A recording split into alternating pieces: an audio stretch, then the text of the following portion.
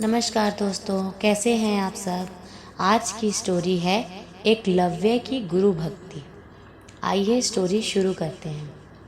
आचार्य द्रोण राजकुमारों को धनु विद्या की विधिवत शिक्षा प्रदान करने लगे।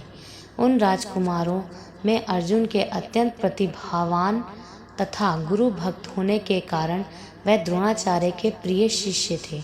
द्रोणाचार्य का अपने पुत्र अश्वत्थामा पर भी विशेष अनुराग था, इसीलिए धनुर्विद्या में वह भी सभी राजकुमारों में अग्रणी थे। किंतु अर्जुन अश्वत्थामा से भी अधिक प्रतिभावान थे।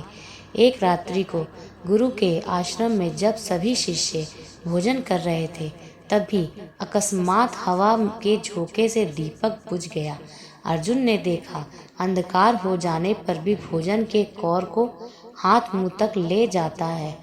इस घटना से उन्हें यह समझ में आया कि निशाना लगाने के लिए प्रकाश से अधिक अभ्यास की आवश्यकता है, और वह रात्रि के अंधकार में निशाना लगाने का अभ्यास करना आरंभ कर दिए। गुरु द्रोण उनके इस प्रकार के अभ्यास से अत्यंत प्रसन्न हुए। उन्होंने अर्जुन को धनुर्विद्या के साथ ही साथ गदा, तोमर, तलवार आदि शास्त्रों के प्रयोग में निपुण कर लिया।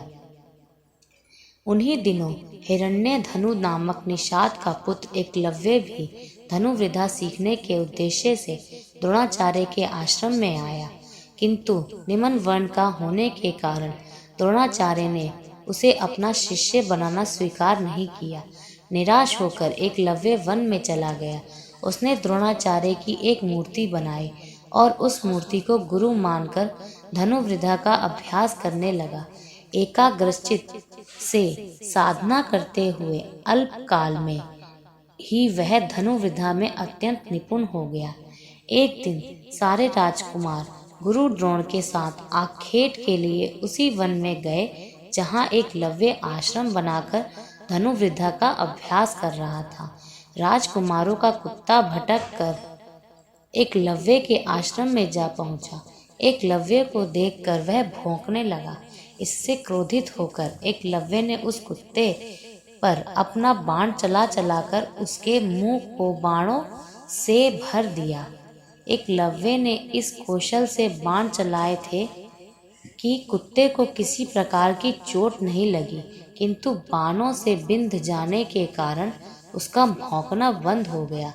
कुत्ते के लौटने पर जब अर्जुन ने धनुर्विद्या के उस कौशल को देखा तो वह द्रोणाचार्य से बोला, हे गुरुदेव, इस कुत्ते के मुंह में जिस कौशल से बाण चलाए गए हैं उससे तो प्रतीत होता है कि यहाँ पर कोई मुझसे भी बड़ा धनुर्धर रहता है। अपने सभी शिष्यों को लेकर द्रोणाचार्य एकलव्य के पास पहुँचे और पूछे, हे वत्स, क्या ये बाण तुम्ही ने चलाए हैं?